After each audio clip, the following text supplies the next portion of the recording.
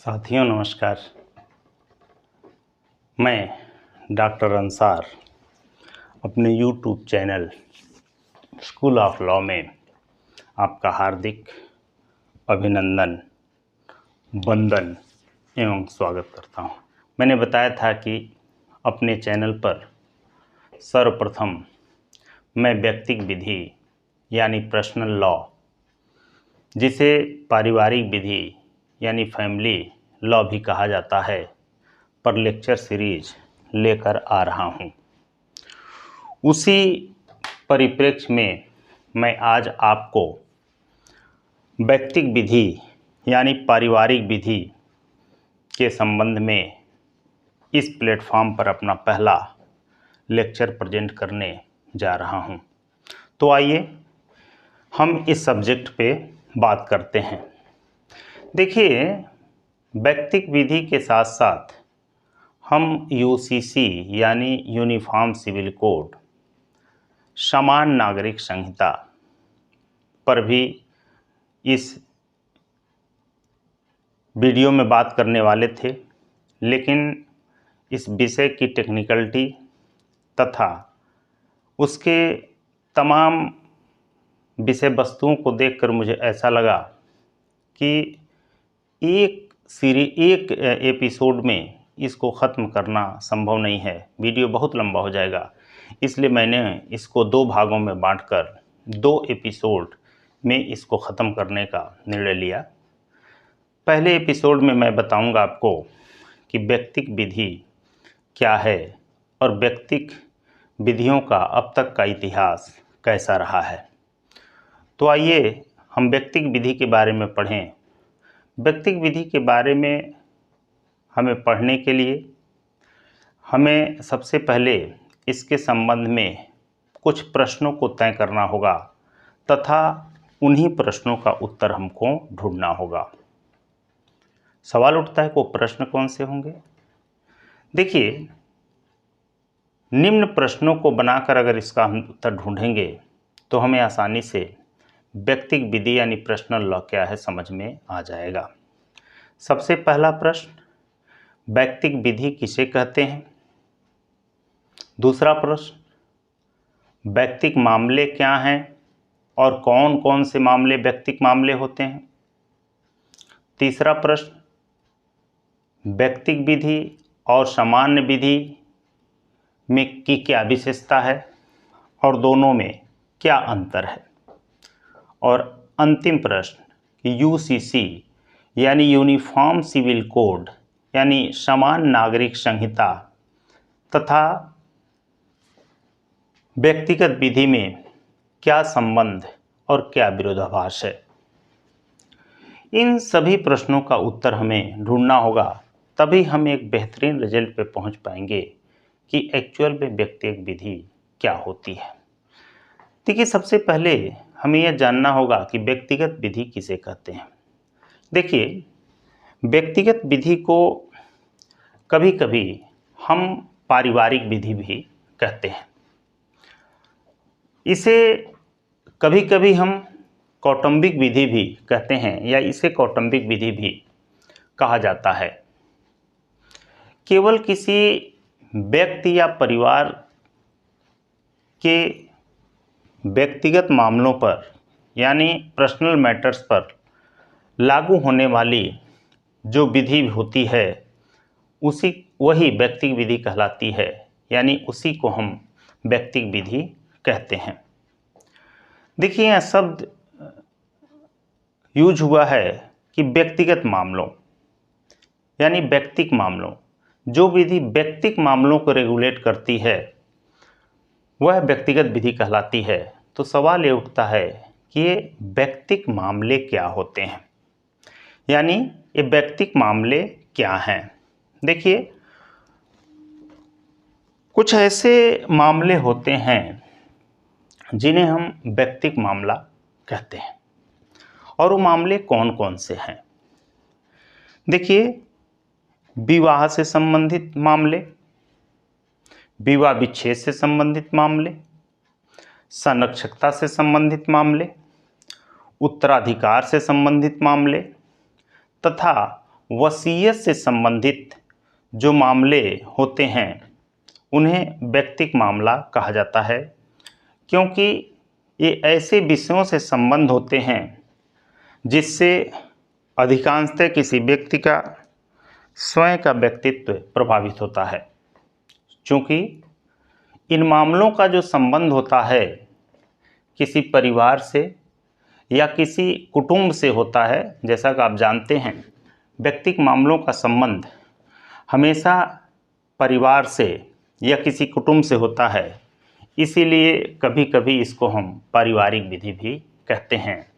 साथियों, हम सब जानते हैं कि किसी व्यक्ति विशेष के व्यक्तित्व का जो निर्धारण होता है या उसके व्यक्तित्व का जो निर्माण होता है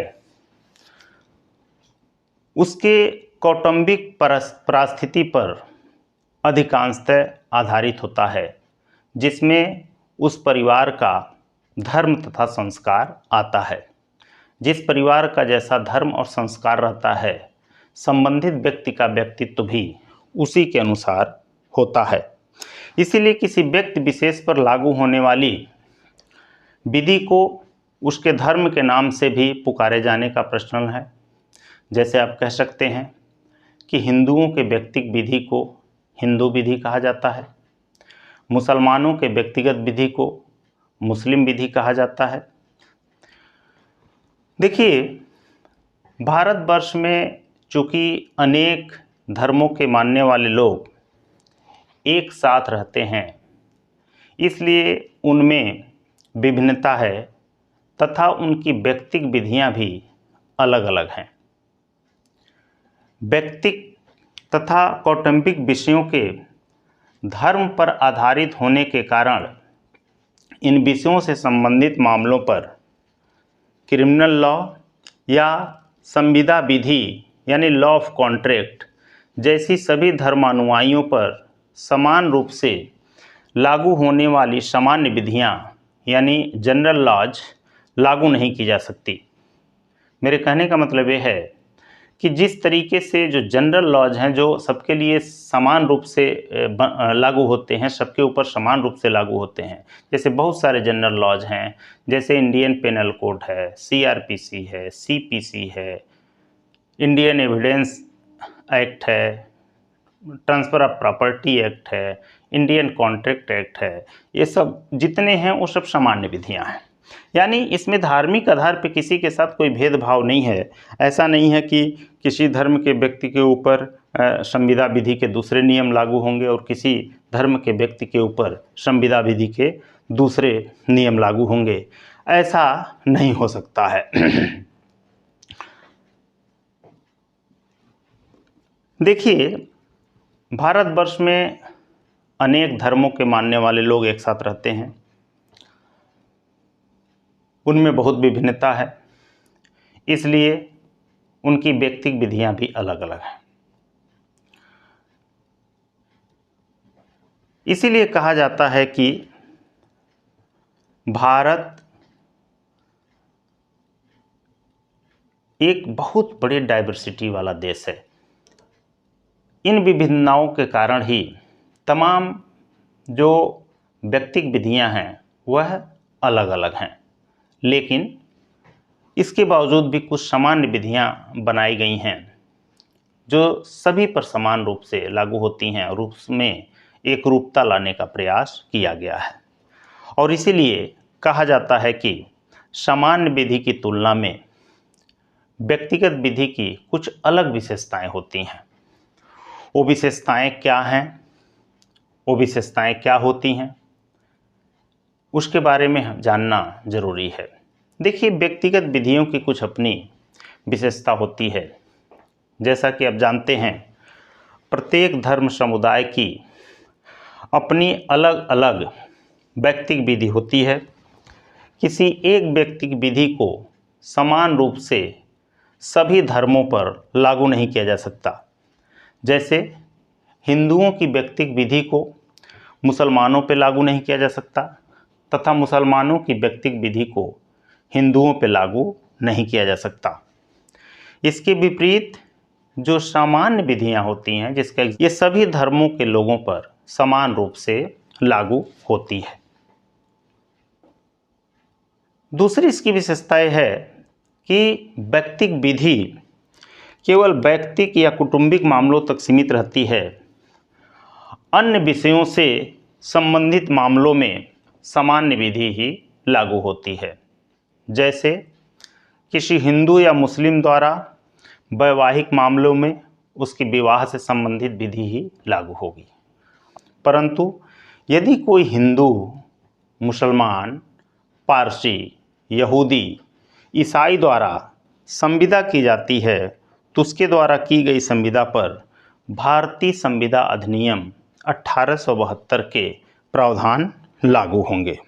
इसी प्रकार यदि कोई अपराध इनमें से किसी धर्म के व्यक्ति के द्वारा किया जाता है तो ऐसी स्थिति में आप जानते हैं कि उनके ऊपर क्रिमिनल लॉज लागू होंगे तथा जो विशेष आपराधिक विधियां होंगी वे लागू होंगी।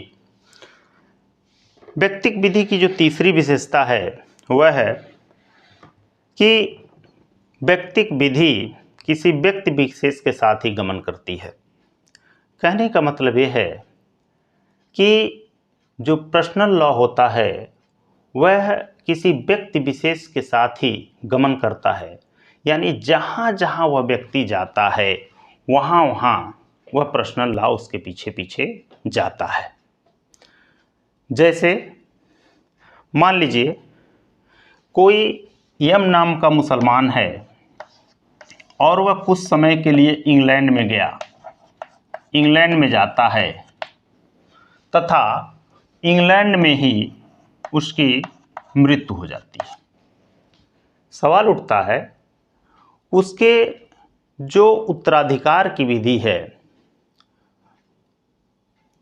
कौन सी विधि उसके ऊपर लागू होगी। यानी चूंकि मैंने अभी भी बताया कि जो व्यक्तिक विधि होती है वो साथ साथ गमन करती है, तो चूंकि ये यम नाम का मुसलमान इसकी अपनी व्यक्तिक विधि है, मुस्लिम पर्सनल लॉ है, ये इंग्लैंड में जाता है और इंग्लैंड में इसकी मृत्यु हो जाती है तो इसकी व्यक्तिक विधि भी उसके साथ साथ ही गई है।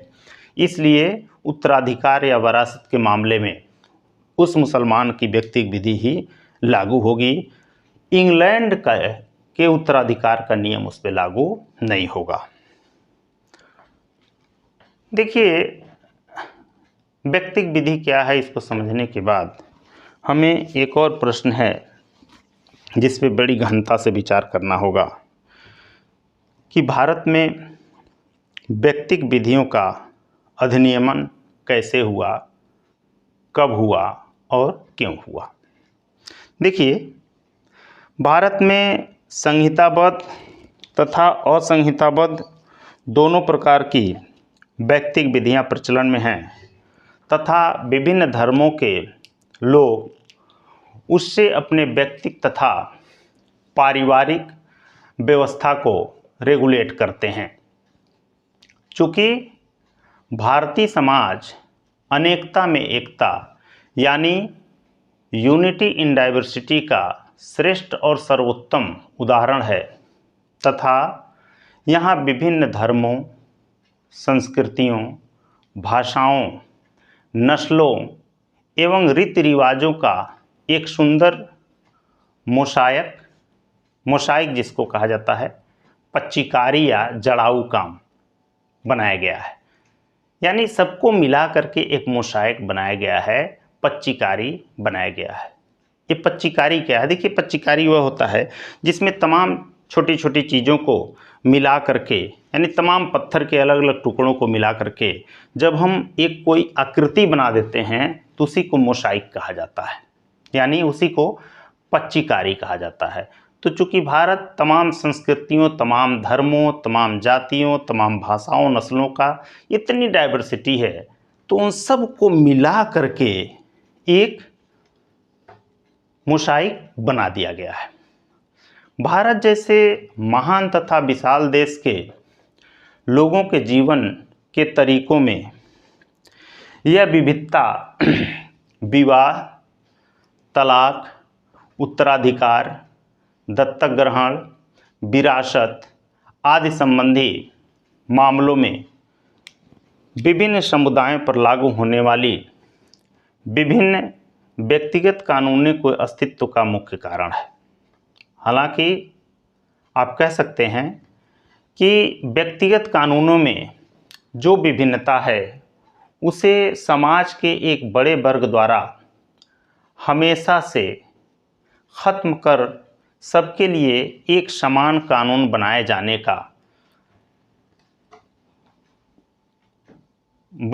की मांग की जाती रही है। समाज की यह परिकल्पना आप कह सकते हैं कि यूं ही नहीं है। समाज की इस परिकल्पना का कुछ आधार भी है, और वह आधार क्या है? एक आधार तो मैंने पहले ही आपको बता दिया, वह आधार कॉन्स्टिट्यूशन ऑफ इंडिया का आर्टिकल 44 है, पहला आधार, जिसमें यूनिफॉर्म सिविल कोड की बात की गई है। दूसरा जो आधार है वह समय समय पर सुप्रीम कोर्ट द्वारा दिया जाने वाला न्यायिक निर्णय है। देखिए, भारत में सुप्रीम कोर्ट ऑफ इंडिया ने कई मामलों में, जिनमें से कुछ मामलों को मैं गिना दूं, जैसे शाहबानों का मामला जिसका निर्णय 1985 में आया था, मोहम्मद अहमद ख़ान बनाम शाहबानो बेगम का मामला, सरला मिर्दुगल का मामला, प्रगति बर्गीज का मामला, जान बल्लावत्तम आदि का मामला, कुछ ऐसे मामले हैं जिसमें सुप्रीम कोर्ट ऑफ इंडिया ने कहा था कि अब समय आ गया है जब यूनिफॉर्म सिविल कोड लागू कर देना चाहिए। इसलिए आर्टिकल 44 की परिकल्पना तथा सर्वोच्च न्यायालय के निर्णय के आलोक में यह विषय हमेशा से एक राजनीतिक मुद्दा भी रहा है, जो समय समय पर बोतल से यूसीसी नामक जिन्न को बाहर निकालकर, अर्थात इस मुद्दे पर सैद्धांतिक फैसला न लेकर राजनीतिक नफ़ा नुकसान के नज़रिए से भी देखा जाता रहा है। इस पृष्ठभूमि में कानूनों और समान नागरिक संहिता पर संविधान के आर्टिकल 44 तथा न्यायिक निर्णयों के परिप्रेक्ष्य में हमें सर्वप्रथम कुछ प्रश्नों का उत्तर तलाशना होगा। बिना इन प्रश्नों का उत्तर तलाशे हम इस विषय को नहीं समझ पाएंगे। देखिए, प्रश्न तो कई हैं, परंतु आज का जो एपिसोड है या आज के एपिसोड में जिस प्रश्न का हमें विश्लेषण करना होगा वह प्रश्न यह है कि क्या भारतीय कानूनी व्यवस्था में व्यक्तिगत विधि की वास्तविक स्थिति क्या है। देखिए, जब इस प्रश्न का हम उत्तर ढूंढते हैं तो इसको हम दो भागों में बांट करके पढ़ते हैं। पहला है स्वतंत्रता के पूर्व की स्थिति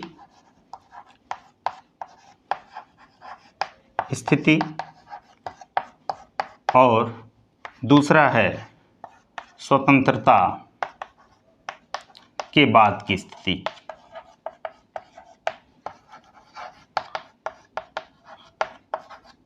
थोड़ी हिंदी की राइटिंग मेरी खराब है, माफ़ करिएगा। स्वतंत्रता के पूर्व की स्थिति और स्वतंत्रता के बाद की स्थिति, अर्थात प्री इंडिपेंडेंस पोजीशन और पास्ट इंडिपेंडेंस पोजीशन। इसी दो परिप्रेक्ष्य में हम इस प्रश्न का उत्तर ढूंढेंगे। देखिए, जब हम इस परिप्रेक्ष्य में इस प्रश्न का उत्तर ढूंढेंगे तो हमें बहुत सारे सवालों का जवाब ऑटोमेटिक मिल जाएंगे। सबसे पहले हम स्वतंत्रता के पूर्व की स्थिति, प्री इंडिपेंडेंस सिनेरियो या पोजीशन का अध्ययन हम करेंगे। देखिए, अब जानते हैं आज़ादी के पहले भारत में मुसलमानों का भी शासन रहा, अंग्रेज़ों का भी शासन रहा। मुस्लिम शासन काल में व्यक्तिगत विधि की स्थिति क्या थी। देखिए, आपराधिक कानूनों को छोड़ करके मुस्लिम पीरियड में जो धार्मिक कानून या जो व्यक्तिगत मामले थे वह पूरी तरह धर्म से रेगुलेट होते थे। यानी आप कह सकते हैं कि जो व्यक्तिगत मामले थे वो पूरी तरह धर्म से रेगुलेट होते थे। हालांकि क्रिमिनल मामलों में एकरूपता थी और जो क्रिमिनल लॉ था, जो आपराधिक विधि था, वह चाहे वह हिंदू हो चाहे मुसलमान हो, सबके ऊपर वह समान रूप से लागू होता था। अंग्रेजी शासन के प्रारंभिक दौर में अंग्रेजों ने भारत में अपनी प्रजा के धार्मिक संवेदना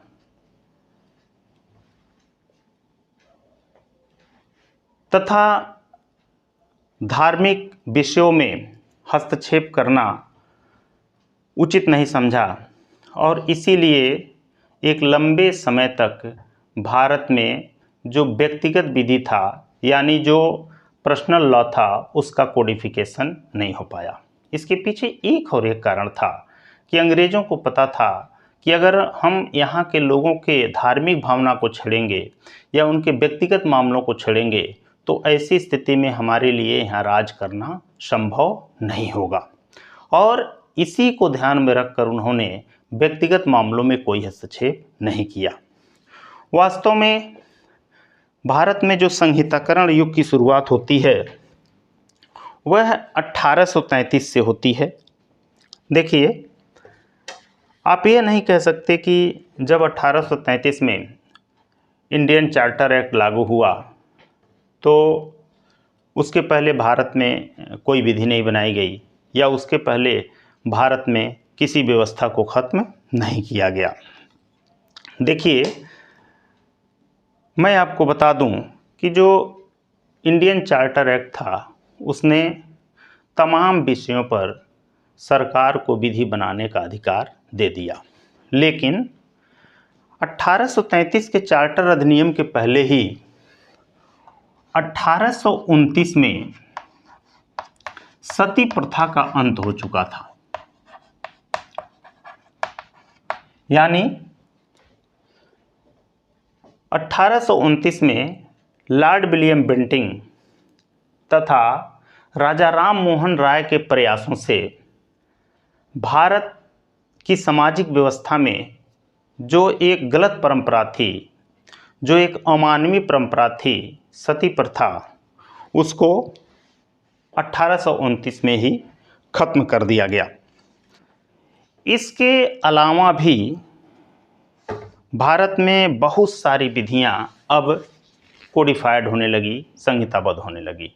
उनमें से कुछ विधियां ऐसी थीं जो सामान्य थीं, जो सबके ऊपर समान रूप से लागू होती थी, और कुछ विधियां ऐसी थीं जो किसी धर्म विशेष के ऊपर ही लागू होती थी।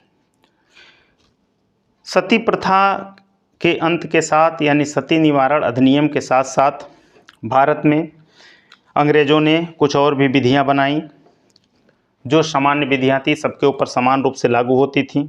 उनमें जो सबसे प्रमुख विधियां थीं, मेरे हाथ में एक कागज़ आ गया है, मैं उनमें तमाम विधियां हैं जिन थोड़ी मदद लेकर ही मैं आपको बताऊंगा।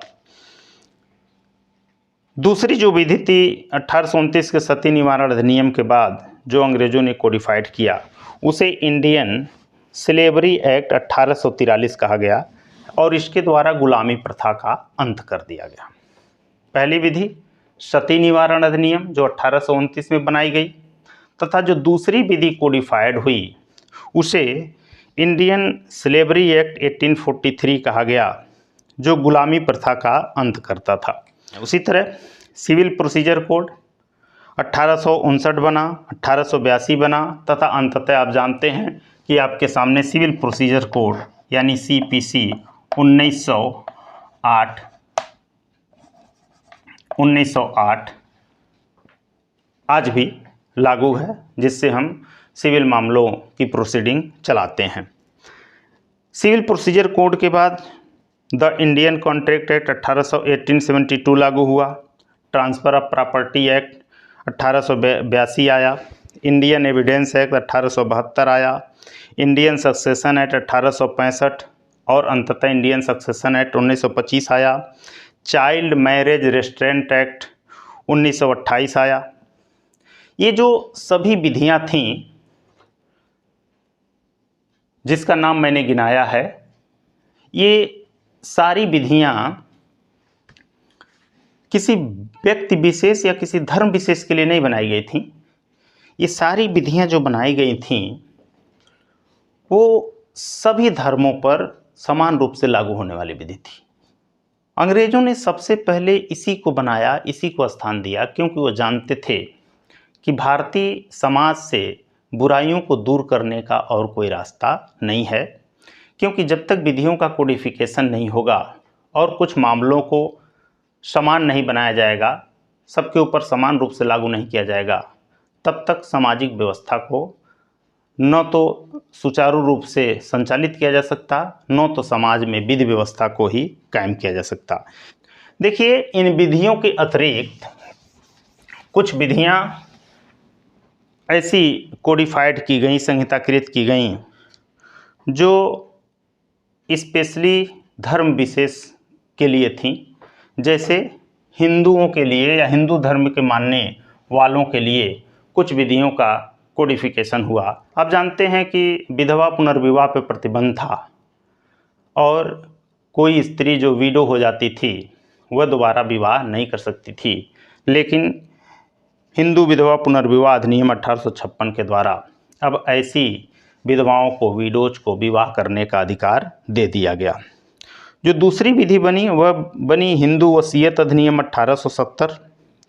इससे पूर्व वसीयत से संबंधी कोई भी विधि हिंदू धर्म के मानने वालों के लिए नहीं थी। जो तीसरी विधि बनी वह था हिंदू महिला संपत्ति पर अधिकार अधिनियम 1937। यानी ये तीन मुख्य विधियां स्वतंत्रता के पूर्व हिंदू धर्म के मानने वालों के लिए बनाई गई। यानी हिंदू पर्सनल लॉ का कोडिफिकेशन, हिंदू पर्सनल लॉ के कुछ हिस्सों का कोडिफिकेशन इन तीन विधियों के माध्यम से कर दिया गया।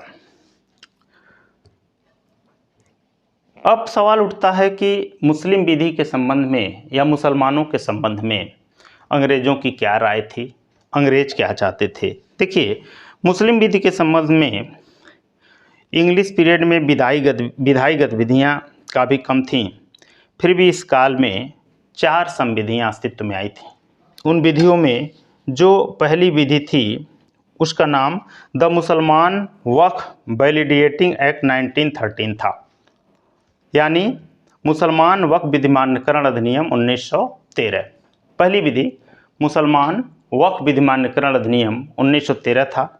जो दूसरी विधि थी वह थी द मुस्लिम पर्सनल लॉ शरीयत एप्लीकेशन एक्ट 1937, जिसको आप शरीयत विधि के नाम से जानते हैं। तीसरी विधि जिसका कोडिफिकेशन हुआ वह इंश्योरेंस एक्ट था 1938 का। और चौथी विधि जो था वो थोड़ा सा महत्वपूर्ण था, जिसका नाम महिला विवाह विच्छेदन अधिनियम 1939 था। और जानते हैं यह जो अधिनियम था वह मुस्लिम महिलाओं को न्यायालय के माध्यम से, यानी न्यायिक विवाह विच्छेद यानी फस्क का अधिकार देता था। न्यायालय के माध्यम से विवाह विच्छेद का अधिकार देता था।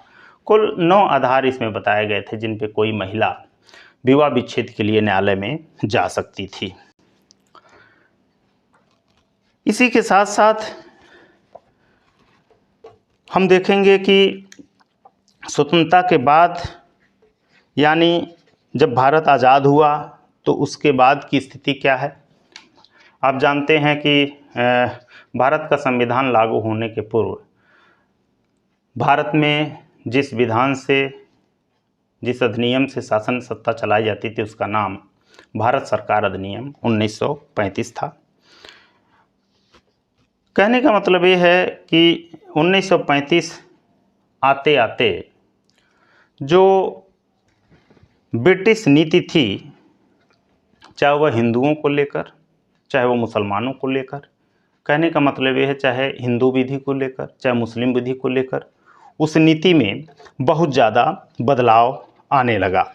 और इस बदलाव के ऐसे ही यूं ही नहीं आने लगा, इस बदलाव के पीछे कई कारण थे, जैसे धर्म से अराजक प्रथाओं को हटा देना। धर्म में तमाम अराजक प्रथाएं थी जिसको हटाना जरूरी था। दूसरा था महिलाओं की स्थिति में सुधार करना। महिलाओं की स्थिति बड़ी दयनीय थी और उसमें सुधार करना बहुत ही आवश्यक था। और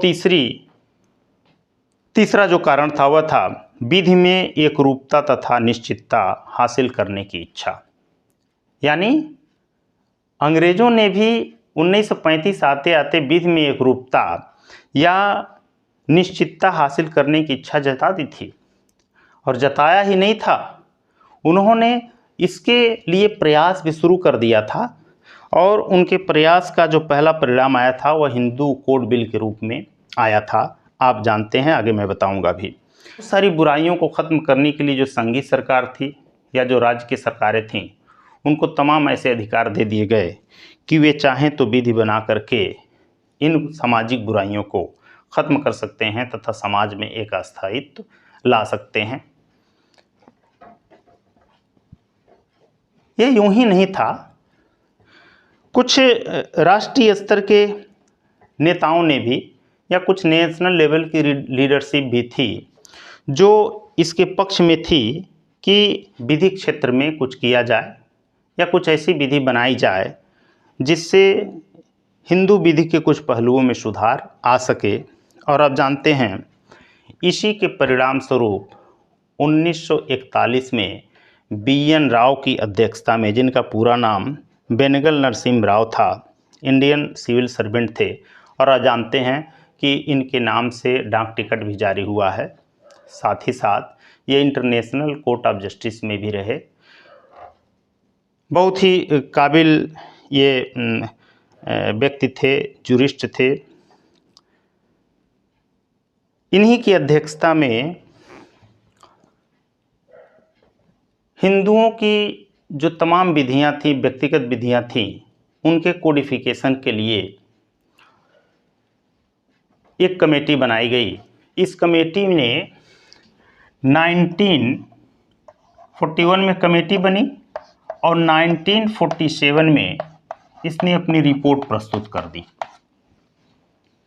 1947 में इसने अपनी रिपोर्ट प्रस्तुत कर दी और इसने लेजिस्लेटिव असेंबली जो था उसके समक्ष अपने ड्राफ्ट को रख दिया, जिस ड्राफ्ट का नाम हिंदू कोड बिल रखा गया था। परंतु इसका तमाम विरोध होने लगा और इसी बीच आप जानते हैं कि अंतरिम संसद भंग हो गई, क्योंकि इस बीच भारत को आज़ादी भी मिल गई तथा भारत के संविधान अब लागू होने की प्रक्रिया में आ गया। अंतरिम संसद को भंग कर दिया गया और फिर यह बिल लंबे समय तक ठंडे बस्ते में चला गया। आप ये भी जानते हैं कि इस बिल का बहुत ज़्यादा विरोध भी हुआ था और इस बिल का विरोध करने में जो सबसे ज़्यादा भूमिका जिन्होंने निभाई थी उनका नाम हरिहरानंद सरस्वती उर्फ करपात्री महाराज था। ये अखिल भारतीय रामराज परिषद के संस्थापक थे।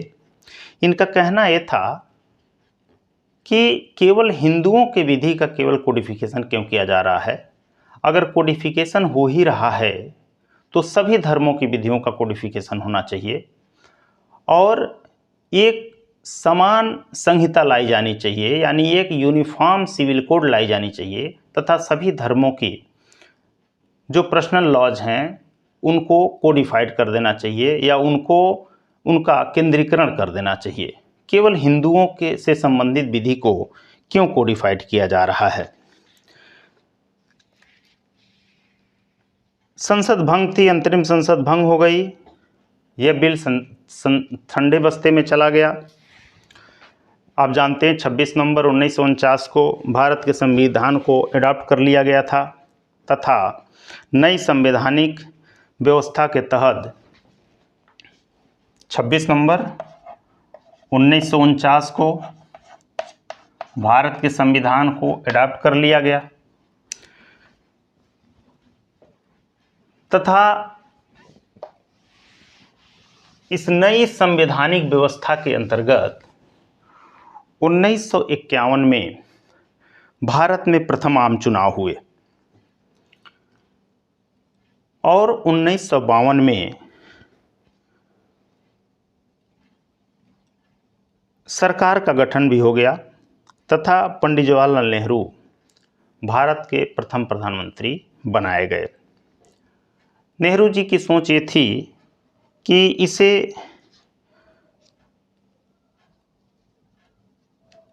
आसानी से पारित नहीं कराया जा सकता, फिर भी एक कोशिश की गई, लेकिन भारी विरोध के बाद यह बिल वापस ले लिया गया तथा यह बिल फिर ठंडे बस्ते में चला गया।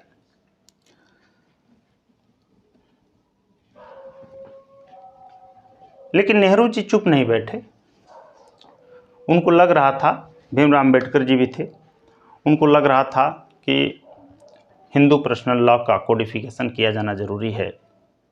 उनके अलग तर्क थे और जो लोग विरोध कर रहे थे उनके भी अलग तर्क थे। उनका भी कहना यह था कि सबकी विधियों को कोडिफिकेशन हो जाए, केवल हिंदू विधि का केवल कोडिफिकेशन क्यों हो रहा है। सबके अलग अलग तर्क थे और उनके अपने अपने तर्कों में कुछ दम भी थे जो इस तरह की बात कर रहे थे। लेकिन ऐसा लग रहा था कि हिंदू विधि का हिंदू पर्सनल लॉ का कोडिफिकेशन किया जाना जरूरी है। और अंततः जो हिंदू कोड बिल था उसको 4 भागों में तोड़ दिया गया। जो हिंदू कोड बिल था उसे 4 भागों में तोड़ दिया गया और फिर इसे 4 भागों में तोड़कर इसे बारी बारी से पार्लियामेंट में पास करा लिया गया। देखिए, ये कोई नई ड्राफ्टिंग नहीं हो गई थी, ये कोई नया बिल बना करके तैयार नहीं कर लिया गया था। ये वही हिंदू कोड बिल था जिसको 4 हिस्सों में तोड़ दिया गया था केवल। चूंकि एक साथ इसको पारित कराना संभव नहीं था, इसलिए इसे अलग अलग हिस्सों में, अलग अलग भागों में इसको तोड़ दिया गया। जब मैंने हिंदू कोड बिल को देखा तो उसकी कुछ आउटलाइन मैंने पढ़ा। हिंदू कोड बिल जो था उसके कुल 9 भाग थे, जिसमें 139 धाराएं थीं तथा 7 अनुसूचियां थीं। और ये जो 139 धाराएं थीं, जो 139 धाराएं थीं, कुल कितनी धाराएं? 139। इन धाराओं में कोई बहुत ज़्यादा बदलाव नहीं किया गया। यानी इन्हीं धाराओं में से कुछ को एक जगह कर दिया गया, कुछ को एक जगह कर दिया गया, कुछ को एक जगह कर दिया गया, कुछ को एक जगह कर दिया। यानी अलग अलग विषयों को अलग अलग तोड़ दिया गया। विवाह से संबंधित विषय को एक जगह कर दिया गया, विवाह तलाक। दत्तक भरण पोषण संबंधी विषय को एक जगह कर दिया गया। उत्तराधिकार से संबंधित विषय को एक जगह कर दिया गया तथा माइनॉरिटी और गार्जियनशिप से संबंधित विषय को एक जगह कर दिया गया। यानी हिंदू कोड बिल को ब्रेक करके 4 बिल लाए गए और उन चारों को पास करा लिया गया, जिनमें 1955 में हिंदू मैरिज एक्ट बना, जिसका नाम हिंदू मैरिज एक्ट 1955 बना। 1956 में 3 और विधियां बनी। जो दूसरी विधि थी हिंदू मैरिज एक्ट 1955 के बाद, वह थी Hindu adoption and maintenance act 1956, यानी हिंदू दत्तक तथा भरण पोषण अधिनियम 1956। जो तीसरी विधि थी वह थी हिंदू सक्सेशन एक्ट 1956, यानी हिंदू उत्तराधिकार अधिनियम 1956। और जो चौथी विधि थी जिसे 1956 में ही पास कराया गया था, वह थी Hindu minority and guardianship act 1956। यानी इसी हिंदू कोड बिल को 4 भागों में तोड़ करके और अलग अलग विषयों को, हिंदुओं के जो पारिवारिक व्यक्तिगत मामले थे उनको 4 भागों में तोड़कर अलग अलग बिल के रूप में संसद से पास करा लिया गया तथा इन 4 अधिनियमों ने जन्म लिया, जो सबसे बड़ा परिवर्तन था। हिंदू पर्सनल लॉ में का ये सबसे बड़ा परिवर्तन था। उसके बाद हिंदू पर्सनल लॉ के बहुत सारे विषय थे जो कोडिफाइड हो गए, और अब कोई ऐसा विषय खासकर बचा ही नहीं। बहुत छोटे मोटे विषय बचे जिनका कोडिफिकेशन नहीं हो पाया। उपरोक्त जो चारों कानून था वो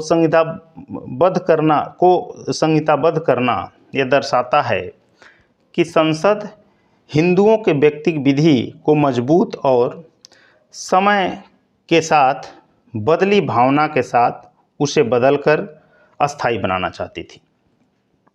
शायद सरकार की यही भावना थी कि बदले समय के साथ इसको नए रूप में प्रस्तुत किया जाए, इसको और मजबूत और सुदृढ़ बना दिया जाए। फिर भी हम ये कह सकते हैं कि इन चारों नियमों के अधिनियमन में भी अतीत की कुछ बातों को स्थान दिया गया और इसके मुख्य सिद्धांतों में सदियों पुराने धार्मिक कानून को भी स्थान प्राप्त हो गया।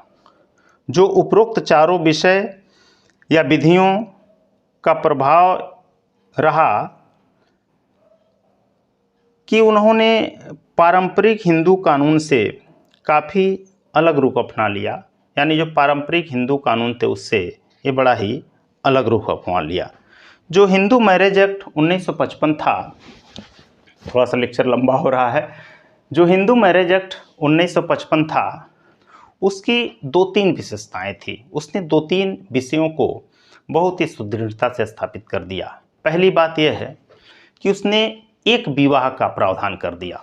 हिंदू मैरिज एक्ट 1955 के सेक्शन 5(1) में आप जानते हैं कि एक विवाह का प्रावधान है। दूसरे विवाह विच्छेद के लिए रास्ता खोल दिया गया।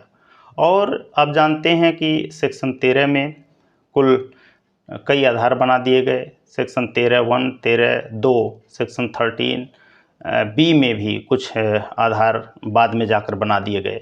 और अब विवाह विच्छेद बड़ा ही आसान और बड़ा ही विधिक तरीके से होने लगा तथा कई आधार विवाह विच्छेद के मिल गए। देखिए, जहाँ तक दत्तक तथा भरण पोषण का मामला है, देखिए दत्तक जो बड़ा ही धार्मिक विषय था उसे अब गैर धार्मिक बना दिया गया। यानी उसको धार्मिकता से थोड़ा सा बाहर किया गया और जो बिल्कुल धार्मिक आधार पे होता था उससे इसको थोड़ा सा बाहर किया गया। इसको विधिक जामा पहना दिया गया। देखिए, उत्तराधिकार से संबंधित जो विधि बनाई गई 1956 में, उसने उत्तराधिकार के नियम को बड़ा ही स्पष्ट कर दिया तथा किसी हिंदू की मृत्यु के बाद उसका उत्तराधिकारी कौन होगा इसके बारे में भी प्रावधान कर दिया। बाद में तमाम परिवर्तन आए और उन परिवर्तनों के द्वारा इसमें समय समय पर सुधार भी किया गया।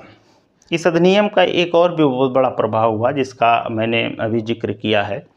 इस अधिनियम का ये भी एक बहुत बड़ा प्रभाव हुआ। इसका प्रभाव ये हुआ कि Hindu marriage act, Hindu adoption maintenance act तथा हिंदू सक्सेशन एक्ट के सेक्शन 2 में यह अधिनियम किस पे लागू होगा इसकी व्यवस्था की गई कि अधिनियम का लागू होना, यानी यह अधिनियम किस पे लागू होगा, जिसमें वीर शैव, लिंगायत, आर्य समाजी, ब्रह्म समाजी, ये सभी जो हिंदू धर्म से निकले हुए संप्रदाय थे, इनके साथ साथ सिखों, बौद्धों, जैनों को भी इस अधिनियम के प्रयोजन हेतु हिंदू मान लिया गया। इसका मतलब ये है कि यह विवाह से संबंधित इन धर्मों का भी जो मामला था वह अब इसी विधि से रेगुलेट होगा। देखिए, एक बात ध्यान रखिए कि केवल इस विधि ने इस अधिनियम के प्रयोजन हेतु उन्हें हिंदू माना, बाकी वो अपनी धार्मिक क्रियाकलाप कैसे करते हैं उस पर कोई बात नहीं कही गई। केवल इस अधिनियम के प्रयोजन हेतु कहा गया कि आप भी हिंदू हैं। 4 विषयों का कोडिफिकेशन तो किया गया, लेकिन एक महत्वपूर्ण और जो जटिल विषय था उसको छोड़ दिया गया। वह था हिंदू ज्वाइंट फैमिली और कोपासनरी। लेकिन इसके बावजूद भी हम कह सकते हैं कि 1956 आते आते यानी आज़ादी के बाद हिंदू धर्म की जो भी व्यक्तिगत विधियां थीं उनमें से मैक्सिमम हिस्से को कोडिफाइड कर दिया गया। और अब जो परिभाषा सेक्शन 2 में दी गई है कि अधिनियम का लागू होना या अधिनियम किस लागू होगा, उन सब के लिए एक समान विधि बना दी गई और उनके बीच विवाह विच्छेद, दत्तक, संरक्षकता, भरण पोषण, उत्तराधिकार आदि के मामलों के लिए एक समान नियम बना दिया गया। यह तो हुआ हिंदुओं का विषय, हिंदू धर्म के मानने वालों का विषय। दूसरा जो विषय था वह मुसलमानों का था। आप जानते हैं कि आज़ादी के बाद जो भी सरकार बनी, जो भी सरकार आई, उसने मुसलमानों के विधियों को टच करने से, यानी उनके पर्सनल लॉ को टच करने से कुछ परहेज किया।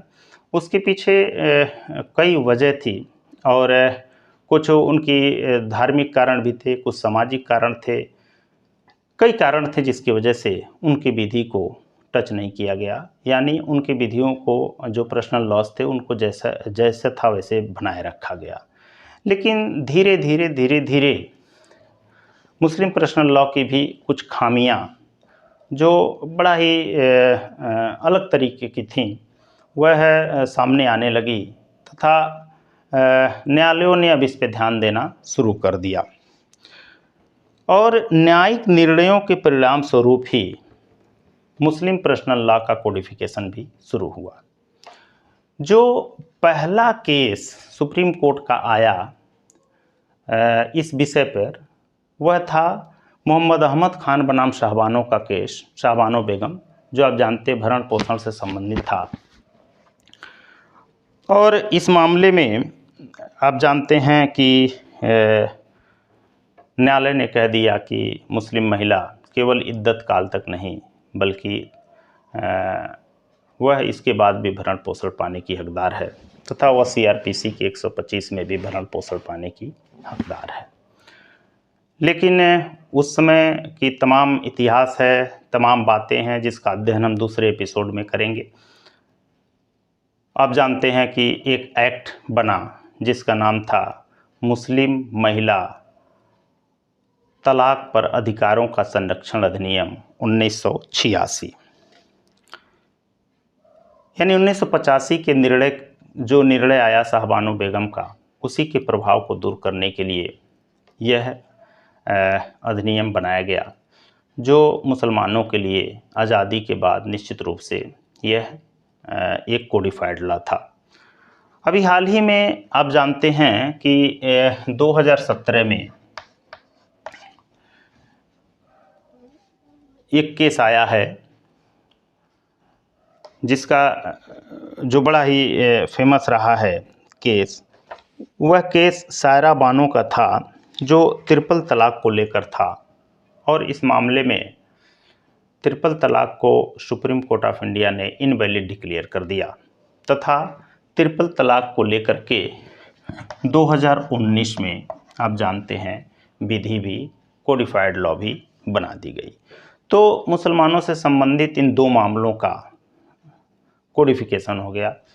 यानी भरण पोषण, हाँ भरण पोषण में मैंने एक बात छोड़ दिया कि 1985 का जो केस था मोहम्मद अहमद खान बनाम शाहबानो का, उसका जो डिसीजन था उसी के प्रभाव को दूर करने के लिए मुस्लिम महिला तलाक पर अधिकारों का संरक्षण अधिनियम 1986 बना था। लेकिन डैनियल लतीफ़ी जो एक वकील थे, उनके प्रयासों ने पुनः मुस्लिम महिलाओं के संबंध में CRPC के सेक्शन 125 के प्रावधान को जीवित कर दिया।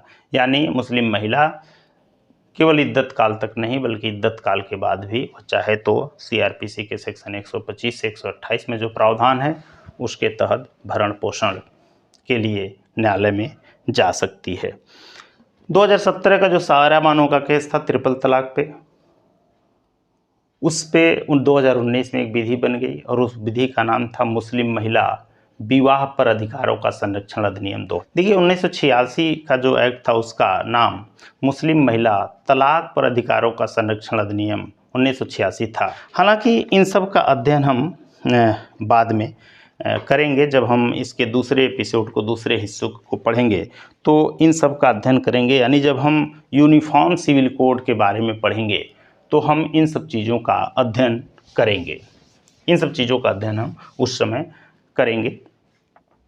अब जो मोटी मोटा एक फिगर हमारे सामने बन के आया कि मुसलमानों के लिए, हिंदुओं के लिए तथा अन्य धर्मों के लिए कौन कौन सी विधियाँ वर्तमान में कोडिफाइड हैं जो उनके पर्सनल लॉ से रिलेटेड हैं। देखिए, मैंने ईसाइयों, पारसियों तथा यहूदियों, यानी ईसाई धर्म के मानने वाले लोगों, पारसी धर्म के मानने वाले लोगों तथा यहूदी धर्म के मानने वाले लोगों के बारे में मैं ज़्यादा नहीं बता पाया हूँ। सेकंड जब मेरा एपिसोड होगा इसी विषय पर, जिसमें स्पेशली यूनिफॉर्म सिविल कोड पे फोकस किया जाएगा, तो उसमें हम इस चर्चा को आगे बढ़ाएंगे। मेरे कहने का मतलब ये है कि अब अभी तक जो पर्सनल लॉ, कोडिफाइड लॉ है विभिन्न धर्मों के, उसमें जो हिंदू धर्म के मानने वाले या हिंदुओं की जो व्यक्तिगत विधि है, उसमें हिंदू मैरिज एक्ट 1955 है। दूसरा Hindu adoption and maintenance act 1956 है। तीसरा हिंदू सक्सेशन एक्ट 1956 है। चौथा हिंदू माइनॉरिटी एंड गार्जियनशिप 1956 है और ये सभी संहिताबद्ध हैं। मुसलमानों से संबंधित जो विधि है वह कुछ कोडिफाइड भी है, कुछ नॉन कोडिफाइड भी है, और यही जो नॉन कोडिफाइड है उसको लेकर के बार बार तमाम तरीके की बातें होती रहती हैं कि मुसलमानों की विधि को क्यों ना कोडिफाइड कर दिया जाए, यानी सबके लिए क्यों ना एक यूनिफॉर्म सिविल कोड बना दिया जाए। इसकी चर्चा हम आगे करेंगे। जो मुसलमानों से संबंधित विधि है जो नॉन कोडिफाइड है, उसमें शरीयत विधि है जिसमें कुरान, हदीस, इजमा और क़यास आते हैं। जो यह डिवाइन लॉ है, इसको डिवाइन लॉ कहा जाता है, चूँकि ये कुरान की उपज है, इसे डिवाइन लॉ कहा जाता है। शरीयत विधि, कुरान, हदीस, इजमा, क़यास इसमें आते हैं। जो संहिताबद्ध विधि है अभी तक मुसलमानों की, उसमें द मुस्लिम पर्सनल लॉ शरीयत एप्लीकेशन एक्ट 1937 है जिसमें 6 धाराएं हैं। Dissolution of Muslim marriage act 1939 है, इसमें भी 6 धाराएं हैं। तीसरा Muslim women protection of right on divorce act 1986 है। जो चौथी विधि है कोडिफाइड लॉ है वो Muslim women protection of right on marriage act 2019, यानी मुस्लिम महिला तलाक पर अधिकारों का संरक्षण अधिनियम 1986 और मुस्लिम महिला विवाह पर अधिकारों का संरक्षण अधिनियम 2019। हिंदुओं से संबंधित विधि हो गई, मुसलमानों से संबंधित विधि हुई। अब पारसी, अब जानते हैं पारसी बहुत कम हैं भारत में, बहुत कम उनकी जनसंख्या है भारत में, लेकिन पारसियों की पर्सनल लॉ कौन कौन सी है, किससे उनके पर्सनल मैटर को रेगुलेट किया जाता है। विवाह से संबंधित जो उनकी विधि है और तलाक से संबंधित तो है Parsi marriage and divorce act 1936, Parsi marriage and divorce act 1936। Succession से संबंधित जो उनका लॉ है वह इंडियन सक्सेशन एक्ट 1925 से ही रेगुलेट होता है। और तीसरा है गार्जियन एंड वार्ड्स एक्ट 1890। यह 3 कोडिफाइड लॉ हैं जिससे पारसी व्यक्तिगत विधियाँ रेगुलेट होती हैं। अब ईसाइयों के लिए कौन सी विधियाँ हैं, ईसाई धर्म के मानने वाले लोगों के लिए कौन सी विधियाँ हैं, इसमें क्रिश्चियन मैरिज एक्ट 1872 है पहली विधि। दूसरा है इंडियन डिवोर्स एक्ट 1869। तीसरा है इंडियन सक्सेशन एक्ट 1925 और चौथा है गार्जियन एंड वार्ड्स एक्ट 1819। ये 4 कोडिफाइड लॉ हैं जिससे ईसाई धर्म के मानने वालों के पर्सनल लॉ को रेगुलेट किया जाता है, पर्सनल विषयों को रेगुलेट किया जाता है। जो यहूदी विधियां हैं या जो यहूदी धर्म है उनसे संबंधित कौन सी विधियां हैं, देखिए इंडियन सक्सेशन एक्ट 1925 पहला, ये इनके भी लागू होता है और उत्तराधिकार से संबंधित विषय का निर्धारण इसी से इनका होता है। Guardian and wards act 1819, guardianship और वार्ड का निर्धारण इस विधि के अंतर्गत इनका होता है। तीसरा है जो विवाह संबंधित मामला है वह इनकी व्यक्तिगत परंपरा तथा व्यक्तिगत विधि से रेगुलेट होती है। इस प्रकार अभी तक भारत में जो भी धर्म हैं, चाहे वह हिंदू धर्म हो, चाहे वह इस्लाम धर्म हो, चाहे वह पारसी धर्म हो, चाहे वह यहूदी धर्म हो, चाहे वह ईसाई धर्म हो, इनके जो भी संहिताबद्ध विधियां हैं या कोडिफाइड लॉ हैं या नॉन कोडिफाइड लॉ हैं, उसका एक मोटी मोटा पिक्चर मैंने आपके सामने रख दिया है। देखिए, वीडियो बहुत बड़ा हो गया है और मैं भी चाहूँगा कि आपसे विदा लूँ।